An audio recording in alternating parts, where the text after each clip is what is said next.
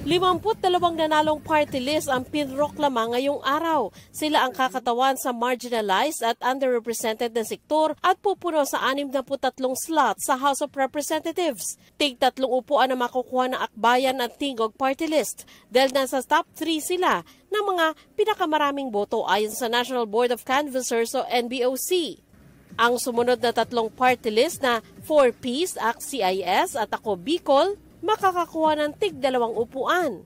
Pinroklama na rin ang 47 natitirang party list na makakakuha ng tig-1 pwesto. May sinusunod na formula sa pagbibigay ng bilang ng pwesto sa bawat mananalong party list. Hanggang mabuo nila ang 20% ng kabuuang bilang ng mga miyembro ng Kamara, alinsunod sa Party List System Act. 2 pang party list ang nanalo pero hindi pinroklama ngayong araw. Ang Duterte Youth na nasa top 3 ay makakakuha ng 3 seats at ang Bagong Henerasyon Party List na nakakuha ng sapat na boto para mabigyan ng 1 upuan. Ayon sa Commission on Elections, ito ay dahil may nakabinbin pa silang mga kaso na dapat maresolba. Ang eksaktong word ng National Board ay considering the serious allegations raised in the petitions filed against these 2 party lists, then the National Board decided to suspend their proclamations. They won but suspended ang proclamation. Hindi na sila inimbita sa proklamasyon, bagkos ay pinadala ng mismong desisyon ng NBOC.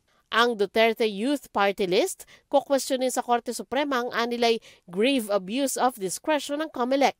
Giit nila, hindi nila kasalanan na hindi ibinasura ng COMELEC ang kasong isinampa ng Kabataan Party List matapos ang huling hearing noong 2019. Matagal na umano nilang nasagot ang kasong malinaw raw na pangharas lang. Ang Bagong Henerasyon Party List naman, tinawag na paglabag sa saligang batas ang suspensyon ng kanilang proklamasyon.